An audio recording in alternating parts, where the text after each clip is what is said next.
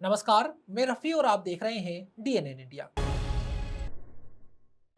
मध्य प्रदेश के रीवा सड़क दुर्घटना में दो जैन साध्वियों की दर्दनाक मौत के विरोध में सोमवार को सकल जैन समाज ने शहर में मौन जुलूस निकालकर गहरा रोष प्रकट किया। समाज के लोगों ने इस घटना को अत्यंत दुखद और चिंताजनक बताते हुए जैन साधु साध्वियों की सुरक्षा व्यवस्था मजबूत करने की। मध्य प्रदेश के रीवा में सड़क दुर्घटना में दो जैन साध्वियों की दर्दनाक मौत के विरोध में सोमवार को सकल जैन समाज ने शहर में मौन जुलूस निकालकर गहरा रोष प्रकट किया। समाज के लोगों ने इस घटना को अत्यंत दुखद और चिंताजनक बताते हुए जैन साधु साध्वियों की सुरक्षा व्यवस्था मजबूत करने की मांग उठाई। मौन जुलूस के दौरान बड़ी संख्या में समाजजन हाथों में बैनर पोस्टर लिए तथा काली पट्टी बांधकर शामिल हुए। लोगों ने शांतिपूर्ण तरीके से विरोध दर्ज करवाते हुए लगातार बढ़ रहे सड़क हादसों पर चिंता व्यक्त की। समाज के प्रतिनिधियों ने कहा कि धार्मिक यात्राओं पर निकलने वाले संत महात्माओं की सुरक्षा सुनिश्चित करना प्रशासन और सरकार की जिम्मेदारी है। सकल जैन समाज द्वारा आयोजित मौन जुलूस डाक बंगले से प्रारंभ होकर विभिन्न मार्गों से होते हुए कलेक्ट्रेट पहुंचा। पूरे मार्ग में समाजजन मौन रहकर श्रद्धांजलि और विरोध प्रकट करते रहे। जुलूस में महिलाओं, युवाओं और वरिष्ठ नागरिकों सहित बड़ी संख्या में समाज के लोगों ने भाग लिया। कलेक्ट्रेट पहुंचने पर समाज के प्रतिनिधि मंडल ने राष्ट्रपति, प्रधानमंत्री एवं मुख्यमंत्री के नाम जिला प्रशासन को ज्ञापन सौंपा। ज्ञापन में रीवा सड़क हादसे की उच्च स्तरीय जांच कराने, दोषियों की शीघ्र गिरफ्तारी तथा उनके खिलाफ सख्त कानूनी कार्यवाही करने की मांग की गई। ज्ञापन में यह भी मांग उठाई गई कि जैन साधु साध्वियों की पदयात्राओं और धार्मिक भ्रमण के दौरान विशेष सुरक्षा व्यवस्था लागू की जाए। समाज के लोगों ने कहा कि देश भर से आए दिन संतों और साध्वियों के साथ सड़क दुर्घटनाओं की घटनाएं सामने आ रही है, जो बेहद गंभीर विषय है। उन्होंने प्रशासन से आग्रह किया कि भविष्य में ऐसी घटनाओं की पुनरावृत्ति रोकने के लिए ठोस और प्रभावी सुरक्षा इंतजाम किए जाए, ताकि धार्मिक जीवन व्यतीत कर रहे साधु साध्वियों की सुरक्षा सुनिश्चित हो सके। चाहे वो श्वेतांबर समाज हो चाहे दिगंबर समाज हो, साधु संत आरिका माता जी विहार करते हैं पैदल। और जिस प्रकार से लगातार ट्रैफिक बढ़ने के कारण से, क्योंकि हमारे माता जी महाराज का विहार या तो प्रातःकालीन प्रातः की वेला में होता है या सांध्यकालीन होता है। और जगह जगह विगत वर्षों में ध्यान में आया, कई जगह पर उनकी दुर्घटनाएं हुई, जहाँ पर कई जगह तो जानबूझकर, कई अनजाने में इस प्रकार के एक्सीडेंट हुए। 40 से ज़्यादा महाराज माता जी आरिका पिछले कुछ वर्षों में घायल हुए, कई मोक्ष को प्राप्त हुए। निश्चित रूप से जैन समाज के लिए चिंता का विषय है। जैन समाज समय समय पर इस विषय को लेकर आवाज़ उठाता रहा है। हाल ही में जो मध्य प्रदेश में घटना हुई रीवा में, जिनमें हमारी तो आरिका माता जी, उनका मोक्ष गमन हुआ इसी प्रकार से है, एक्सीडेंट से। और वो एक्सीडेंट बहुत साफ दिख रहा था, लापरवाही पूर्वक जानबूझ करके उस एक्सीडेंट को किया गया। आज पूरे भारत में जैन समाज जगह जगह इस घटना से उद्वेलित होकर के, व्यथित होकर के, पीड़ित होकर के ज्ञापन दे रहा है। आज अजमेर जैन समाज भी आज यहाँ पर ज्ञापन देने के लिए आया है, और उसमें जो हमारी मुख्य मांगे हैं, इस प्रकार की घटना कारित करने वालों को कड़ी सज़ा मिले। जो जानबूझकर करते हैं उन पर तो आपराधिक जो मुकदमा वो तो चले ही चले, उन पर हत्या का मुकदमा चलाया जाए, और इस प्रकार की लापरवाही करने वालों पर भी कड़ी कार्रवाई हो। जगह जगह रास्ते में जब भी हमारे विहार होता है, हमारे द्वारा बार बार मांग की जाती है प्रशासन से। और राजस्थान, मध्य प्रदेश, ऐसे कई राज्यों में तो गाइडलाइन भी सरकार द्वारा जारी की गई है। हमारी मुख्य मांग यही है, जब हमारे आरिका माता जी महाराज विहार करें तो स्थानीय पुलिस उनके आवागमन की व्यवस्था का, उनके विहार की व्यवस्था में आवागमन का ध्यान रखे, उसको सुनिश्चित, उनकी सुरक्षा को सुनिश्चित करें। साथ में पुलिस का वाहन साथ चले, और इस प्रकार की घटनाओं पे एसओपी हो। और इस प्रकार जहाँ पर भी ध्यान में आता है कि तो सेंसिटिव एरिया है, जहाँ पर हमारे महाराज माता जी के साथ में, जैसे कर्नाटक में हुआ, उनके साथ मारपीट की गई, उनकी हत्या कर दी गई, ऐसे सेंसिटिव एरिया में स्पेशल पुलिस प्रोटेक्शन दिया जाए।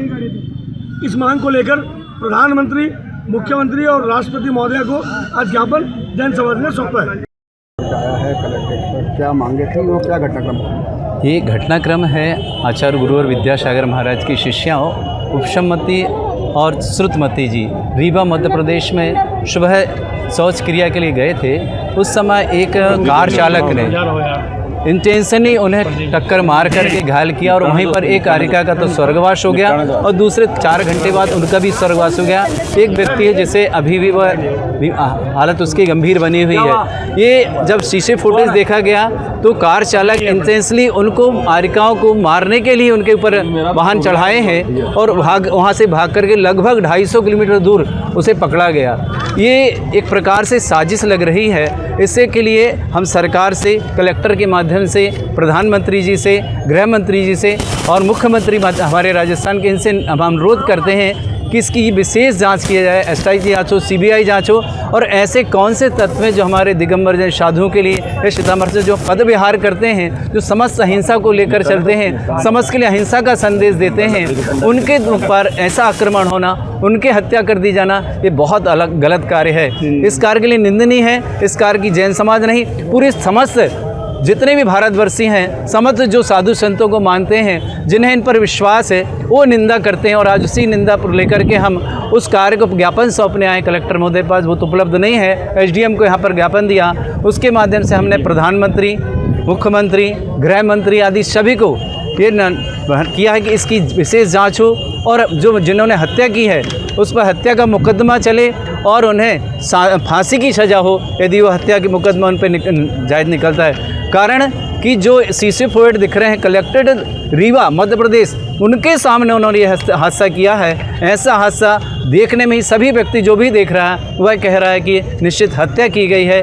ऐसे हत्यारे को हम समाज के लोग, समस्त लोग चाहते हैं कि उन्हें फांसी की सज़ा हो और आगे इस तरह के कार्य ना हो। सरकार हमारा प्रोटेक्शन दे, हमारे साधुओं के बिहार में पुलिस व्यवस्था रखे और उनके ठहरने आने जाने के समय अपनी पर्याप्त व्यवस्था रखे, जिससे कि जो साधु संत देश के लिए, समाज के लिए, हित के कार्य के लिए, समाज का उत्थान के लिए कार्य करते हैं, उन पर ऐसे दोबारा किसी प्रकार के आक्रमण ना हो। शहर के समीप स्थित लोहागल गांव में सोमवार सुबह खेतों की बाढ़ में अचानक आग लगने से क्षेत्र में अफरा तफरी का माहौल बन गया। आग तेजी से फैलने लगी तो आसपास के ग्रामीण अपने घरों और खेतों से पानी के टैंकर लेकर मौके पर पहुंचे तथा आग बुझाने का प्रयास शुरू किया। हालांकि तेज हवा चलने के कारण आग पर काबू पाना काफी मुश्किल हो रहा था। अजमेर शहर के लोहाखान गांव में सोमवार सुबह खेतों की बाढ़ में अचानक आग लगने से क्षेत्र में अफरा तफरी का माहौल बन गया। आग तेजी से फैलने लगी तो आसपास के ग्रामीण अपने घरों और खेतों से पानी के टैंकर लेकर मौके पर पहुंचे तथा आग बुझाने का प्रयास शुरू किया। हालांकि तेज हवा चलने के कारण आग पर काबू पाना काफी मुश्किल हो रहा था। ग्रामीणों के अनुसार आग इतनी तेज फैल रही थी कि कुछ समय के लिए लोगों में दहशत का माहौल बन गया।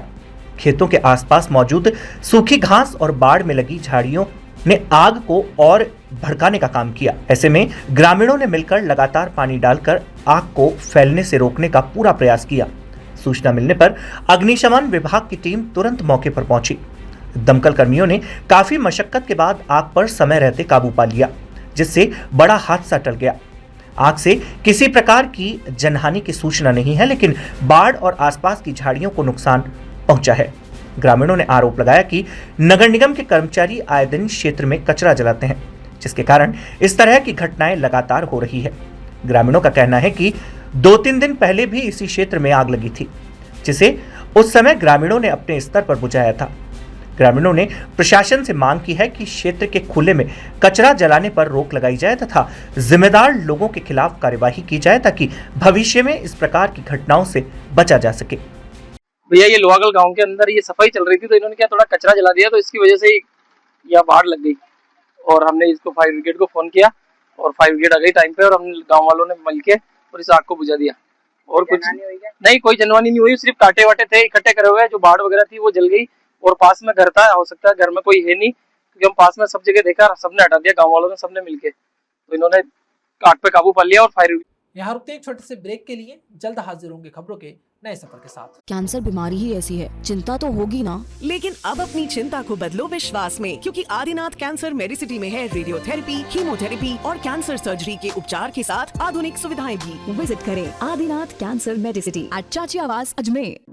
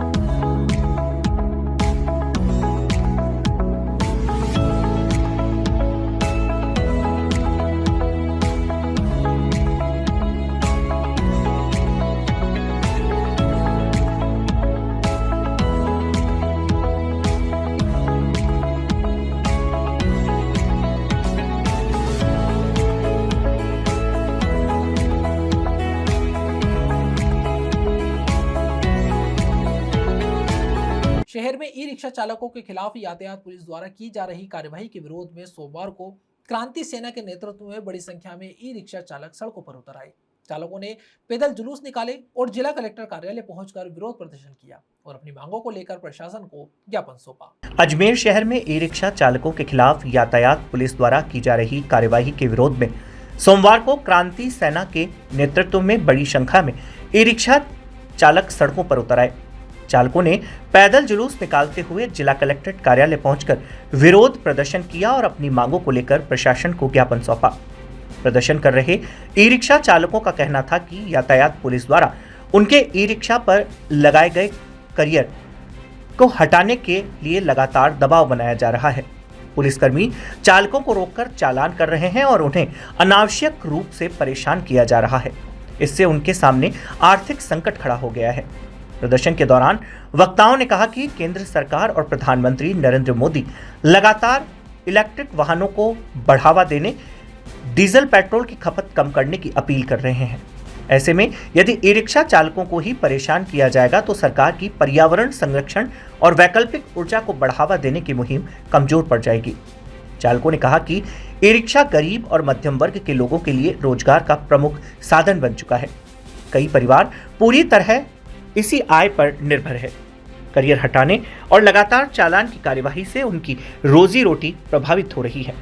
ई रिक्शा चालकों ने आरोप लगाया कि करियर को लेकर इस प्रकार की कार्यवाही केवल अजमेर में ही देखने को मिल रही है, जबकि प्रदेश के अन्य शहरों में करियर लगे ई रिक्शा बिना किसी परेशानी के संचालित हो रहे हैं।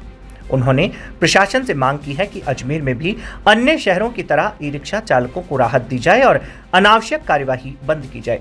प्रदर्शनकारियों ने जिला प्रशासन से मांग की है कि यातायात पुलिस को ई रिक्शा चालकों के खिलाफ कठोर कार्यवाही से रोका जाए और करियर संबंधित समस्या का स्थायी समाधान निकाला जाए।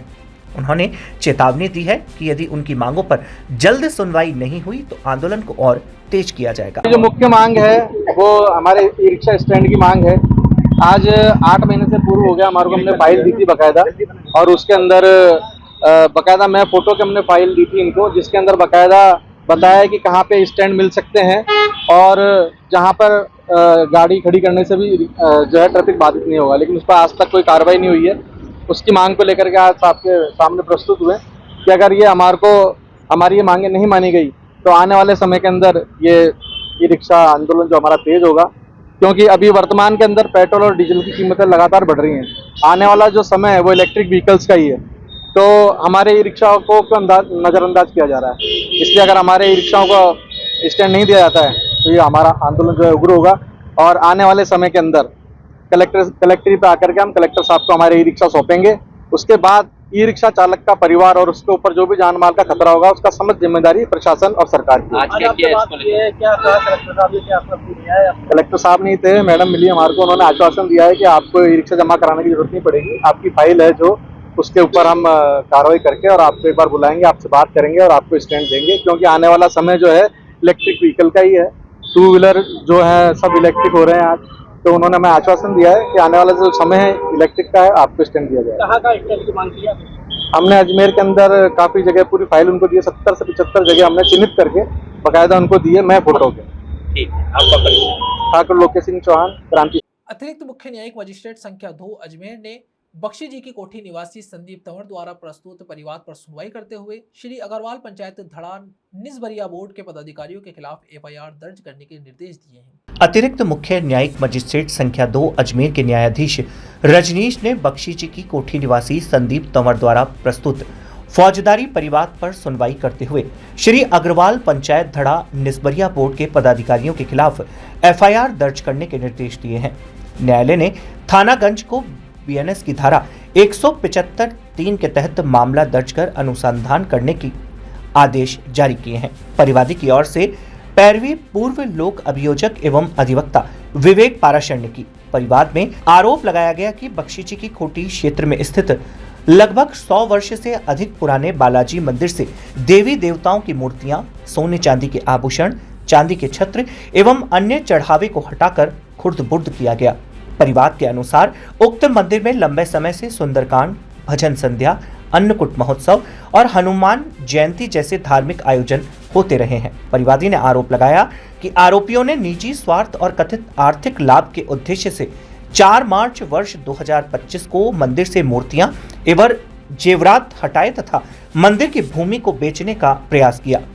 परिवाद में यह भी कहा गया कि इस कृत्य से धार्मिक भावनाओं को आहत किया गया और श्रद्धालुओं की आस्था को ठेस पहुंचाई गई।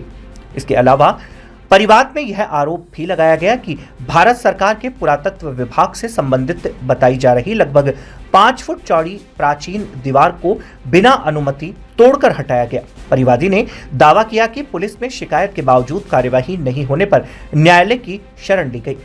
न्यायालय ने प्रस्तुत तथ्यों पर सुनवाई के बाद संबंधित थानागंज को प्रथम सूचना रिपोर्ट दर्ज कर मामले की जांच करने के निर्देश दिए हैं। है कि बालाजी का जो मंदिर बख्शी जी की कोठी के यहाँ पर था, जो करीब 100 साल से ऊपर पुराना बालाजी का मंदिर था, उसको रातों रात और दिन दहाड़े कुछ चंद लोगों ने बालाजी के मंदिर को ही हटा दिया, जिसके कारण वहाँ जो भक्त श्रद्धालु हैं उस क्षेत्र में रहने वाले सभी की धार्मिक भावनाएं आहत हो रही है और स्पष्ट रूप से जो बालाजी के दरबार से टकराएगा वो जेल की सलाखों के पीछे जाएगा और वो बच नहीं पाएगा कानून के फंदे से। इस मामले को लेकर बख्शी जी की कोठी के जो निवासी हैं संदीप तंवर, उनके द्वारा माननीय अपर मुख्य न्यायिक मजिस्ट्रेट संख्या 2 अजमेर की अदालत के अंदर एक परिवाद दाखिल किया, जो कुल 11 लोगों के खिलाफ किया, जिसके अंदर मनमोहन गोयल, हनुमान दयाल, अनिल कुमार गोयल, कृष्ण गोपाल गोयल, संदीप गोयल, रामावतार अग्रवाल, राम नारायण अग्रवाल, विश्वनाथ बंसल, राजकुमार गर्ग, मनीष अग्रवाल, रामेश्वर दादीज, जो ये 11 लोग हैं, ये 11 लोग जो हैं इनके ऊपर ये आरोप लगाया गया है कि ये सभी जो लोग हैं वो अग्रवाल पंचायत धड़ा जो बना हुआ है उनकी निसर्विर या बोर्ड बना हुआ है, उसके ये सब पदाधिकारी है। और ये जो बालाजी के मंदिर की जो सरकारी जमीन पर बालाजी का मंदिर बना हुआ था, जहाँ पर सैकड़ों वर्षों से लोग पूजा करते थे, सुंदरकांड का पाठ कराते थे, अपनी आराधना पूरी होने पर वहाँ पर चांदी सोने के छत्र चढ़ाते थे और जेवरात चढ़ाते थे, वो सब भी मौके से गायब कर दिए गए हैं। और इन पर आरोप ये लगाया गया है कि इन लोगों द्वारा बालाजी के मंदिर जो सरकारी जमीन पर बना हुआ था उसको मौके से इसलिए हटाया है कि वो संपत्ति पूरी जो किसी अन्य समुदाय के व्यक्ति को बेचना चाहते थे। और उसके अलावा जो भारत सरकार की महत्वपूर्ण पुरातत्व की जो 5 फुट चौड़ी जो दीवार थी इसी बिल्डिंग के सटते हुए, उस पुरातत्व विभाग के 5 फुट चौड़े पिलर को भी इन लोगों द्वारा तोड़ दिया गया और पुरातत्व धरोहर को नुकसान पहुंचाया गया। इस मामले में तो भारत सरकार के पुरातत्व धरोहर विभाग को भी मुकदमा दर्ज कराना चाहिए, वो दर्ज कराए या ना कराए, परंतु इस मामले में संदीप तंवर अदालत पहुंचे, अदालत ने मामले की सुनवाई की, पुलिस से तथ्यात्मक रिपोर्ट मंगाई, उसके बाद अदालत ने पाया कि उनके द्वारा कोई मुकदमा आज तक दर्ज नहीं किया गया है, तो अदालत ने इन सभी 11 लोगों के खिलाफ FIR दर्ज करने के आदेश जारी किए और निष्पक्ष अनुसंधान करने के निर्देश भी जारी किए। मामला जो है गंज थाने का है, क्योंकि बख्शी जी की कोठी का जो बालाजी का मंदिर है वो प्रसिद्ध बालाजी का मंदिर है और मुझे ये करीबन 100 से 125 साल पुराना है। सारे बालाजी के भक्त परेशान हो रहे हैं और निश्चित रूप से जो अपने आप को हिंदू कहते हैं और जो बालाजी के भक्त कहते हैं वो अभी तक सो रहे हैं। तो अब देखना होगा कि ये बालाजी का मंदिर को बचा पाने में कितना कामयाब होते हैं। राजस्थान सरकार के जल संसाधन मंत्री सुरेश रावत ने सोमवार को अजमेर के वरुण सागर सरोवर में वंदे गंगा जल संरक्षण महाअभियान की शुरुआत की। कार्यक्रम के तहत सरोवर की पूजा अर्चना की गई तथा कलश यात्रा को हरी झंडी दिखाकर अभियान का शुभारंभ किया गया।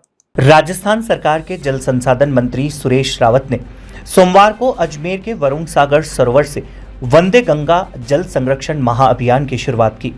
कार्यक्रम के तहत सरोवर की पूजा अर्चना की गई तथा कलश यात्रा को हरी झंडी दिखाकर अभियान का शुभारंभ किया गया। मंत्री सुरेश सिंह रावत ने बताया कि मुख्यमंत्री भजनलाल शर्मा ने बिसलपुर बांध से इस प्रदेशव्यापी अभियान का शुभारंभ किया है। यह अभियान 25 मई से 5 जून तक संचालित होगा। इसके तहत जिला एवं ब्लॉक स्तर पर जल स्रोतों, तालाबों, बावड़ियों और कुओं की साफ सफाई, संरक्षण तथा जन जागरूकता से जुड़े कार्यक्रम आयोजित किए जाएंगे। उन्होंने कहा कि नदियां, तालाब और बावड़ियां केवल जल स्रोत नहीं बल्कि प्रदेश की सांस्कृतिक धरोहर है। अभियान के दौरान जल स्रोतों से अतिक्रमण हटाने, उन्हें प्लास्टिक मुक्त रखने तथा आसपास वृक्षारोपण करने पर विशेष जोर दिया जाएगा। कार्यक्रम के दौरान मंत्री रावत ने कांग्रेस पर भी निशाना साधा। उन्होंने कहा कि कांग्रेस पार्टी को चिंतन शिविर करने की नहीं बल्कि आत्ममंथन और आत्ममनन करने की आवश्यकता है। उन्होंने कांग्रेस नेता राहुल गांधी का नाम लेते हुए कहा कि भगवान ब्रह्मा उन्हें सद्बुद्धि दे और वे देशहित की राजनीति करें। उन्होंने आरोप लगाया कि कांग्रेस ने विभिन्न अभियानों के माध्यम से विश्व स्तर पर भारत की छवि खराब करने का प्रयास किया है, जिसका जवाब देश की जनता दे चुकी है। कार्यक्रम में केंद्रीय राज्य मंत्री भागीरथ चौधरी, भाजपा पदाधिकारी एवं प्रशासनिक अधिकारी उपस्थित रहे। गंगा जल संरक्षण महाअभियान की आज शुरुआत माननीय मुख्यमंत्री आदरणीय भजनलाल जी हमारा बिशुलपुर बांध है उसके पूजन के साथ करेंगे और पूरे राजस्थान प्रदेश के अंदर सब जगह जिला स्तर पे और सभी ब्लॉक स्तर पे ये कार्यक्रम वर्थ लेवल पे आयोजन हो रहा है। और ये 25 मई से 5 जून तक चलने वाला जो कार्यक्रम है, रोज अलग अलग विभागों के साथ साथ विभिन्न सामाजिक समूह है उनके साथ पूरे राजस्थान प्रदेश के अंदर हमारे जितने भी जल स्रोत है, वाटर बॉडीज है, उनके रखरखाव, उनकी साफ सफाई और एक जन जागरण का कार्यक्रम चलेगा। मैं लोगों से भी आह्वान करता हूं कि सिर्फ हमारे जो नदियां, बांध, तालाब, बावड़िया ये सिर्फ पीने का स्रोत मात्र नहीं है, ये हमारी एक पौराणिक संस्कृति है, हमारी विरासत है और विरासत विकास भी और विरासत भी। जो माननीय देश के यशस्वी प्रधानमंत्री मोदी जी का जो विजन है, उनकी सोच है, उन्हीं को आगे बढ़ाते हुए हम पूरे राजस्थान के अंदर जितने भी नदी और नाले हैं उनकी प्रॉपर साफ सफाइयों के अतिक्रमण है तो वो भी हटे। और मैं लोगों से भी आह्वान करता हूं कि आप इन वाटर बॉडीज के अंदर गंदगी ना डालें, प्लास्टिक की कोई भी वस्तु उसके अंदर न डालें जिससे कि उनको क्षति पहुंचे। और हमारे जितने भी बावड़ियां और कुएं हैं उनकी भी हम साफ सफाई करें, आसपास वहाँ वृक्षारोपण करें। और हरियालो राजस्थान 5 जून को विश्व पर्यावरण दिवस है, उस दिन इसका समापन होना है क्योंकि अभी गर्मी का समय, गर्मी के बाद बरसात आती है, उसके पहले हम जितने भी बड़े स्तर पर वृक्ष लगाने हैं उसकी पहले से ही हम तैयारी करके खड्डे खोदना, उनकी प्लानिंग करना, इस अभियान के अंदर ये भी शामिल है। और वरुण सागर के अंदर लगभग हम 3 लाख क्यूबिक मीटर हम यहाँ की जो सिल्ड है, मिट्टी है, वो निकालेंगे।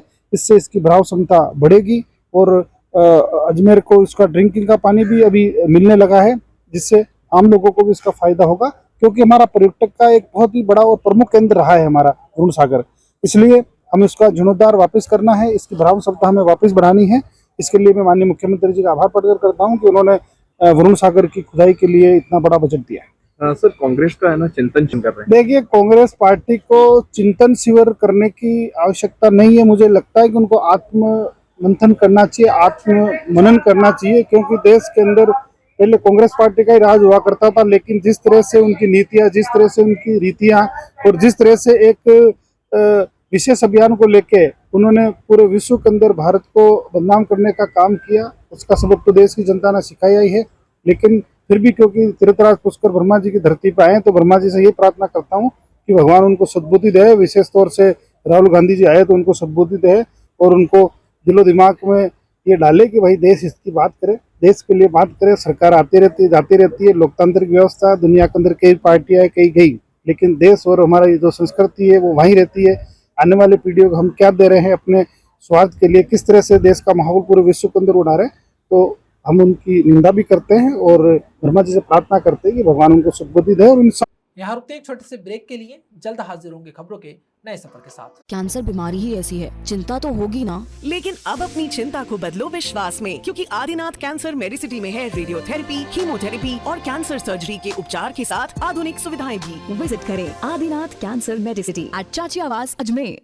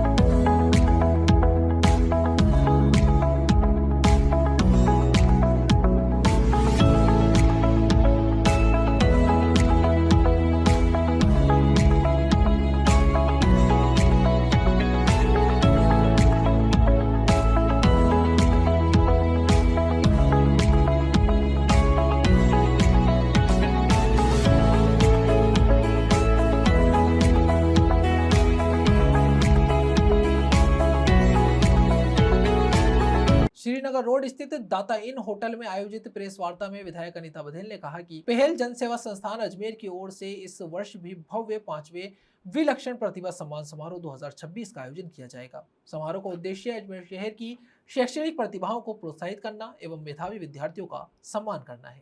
अजमेर शहर के श्रीनगर रोड स्थित होटल दाता इन में आयोजित प्रेस वार्ता में विधायक अनीता बघेल ने कहा कि पहल जनसेवा संस्थान अजमेर की ओर से इस वर्ष भी भव्य 5वें विलक्षण प्रतिभा सम्मान समारोह 2026 का आयोजन किया जाएगा।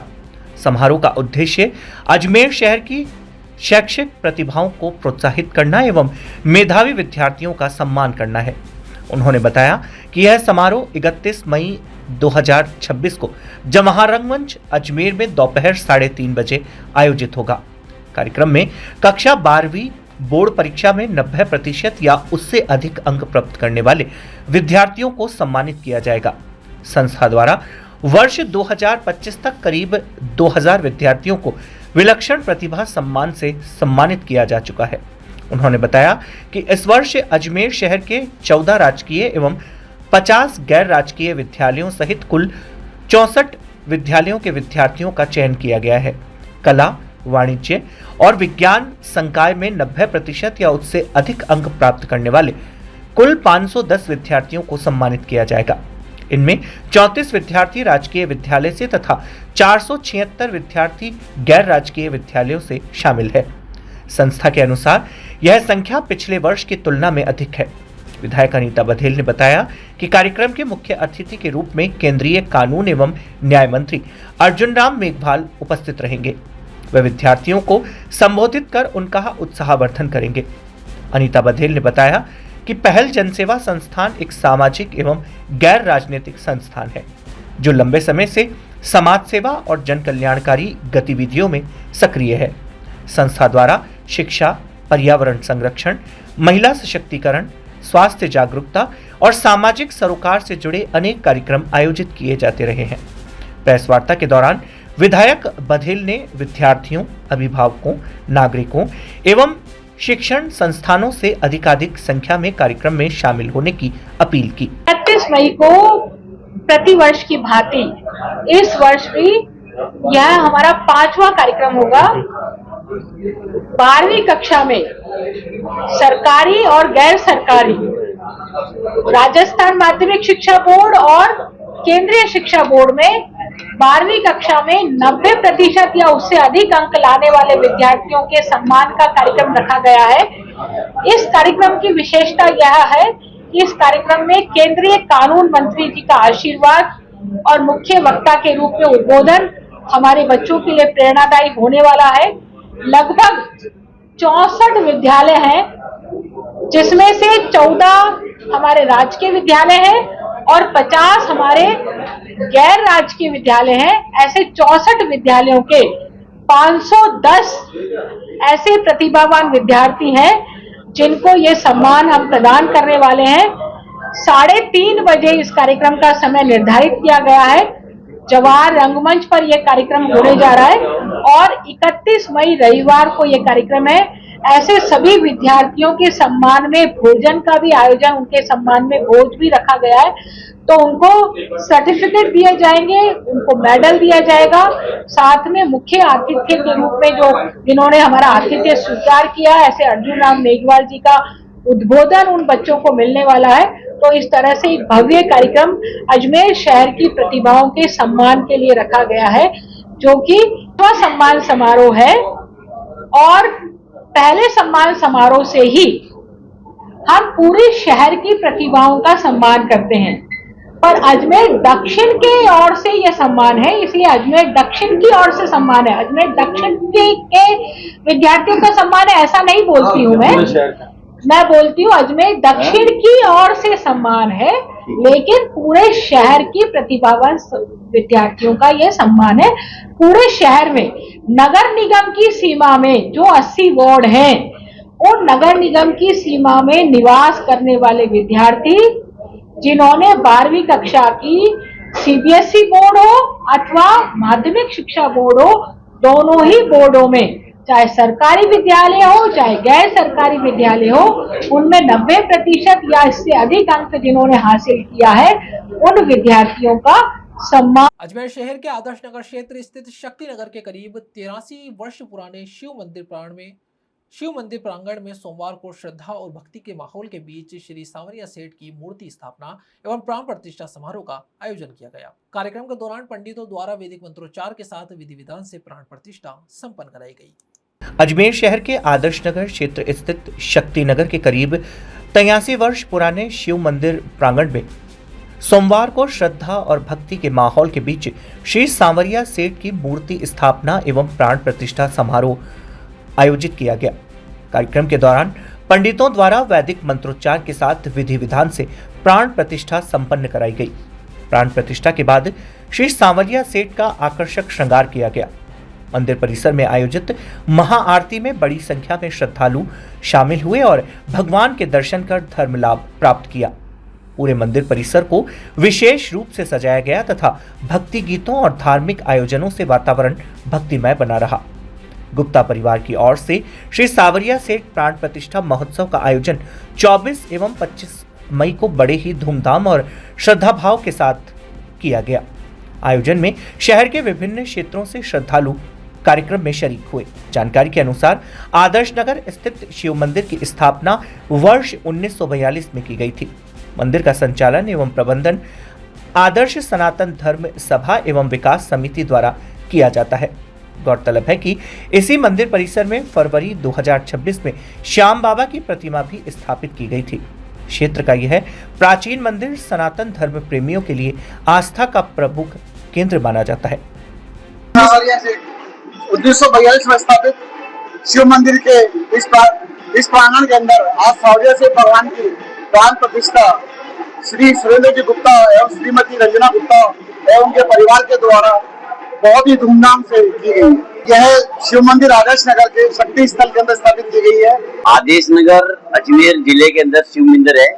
यहाँ पे श्याम बाबा की मूर्ति और सांवरिया सेठ की मूर्ति बना के दी है, जिसमें श्याम बाबा की मूर्ति तो विशाल जी ने बना, उनके मार्फत बनी है, और ये सांप बैठे दोनों, उनकी तरफ से ये सांवरिया सेठ की मूर्ति बैठी है। उनको बहुत बहुत बधाई और बालाजी का आशीर्वाद मिले। खबरों के सफर में अभी सिर्फ इतना ही, फिर हाजिर होंगे खबरों के नए सफर के साथ। तब तक के लिए दीजिए इजाजत। नमस्कार।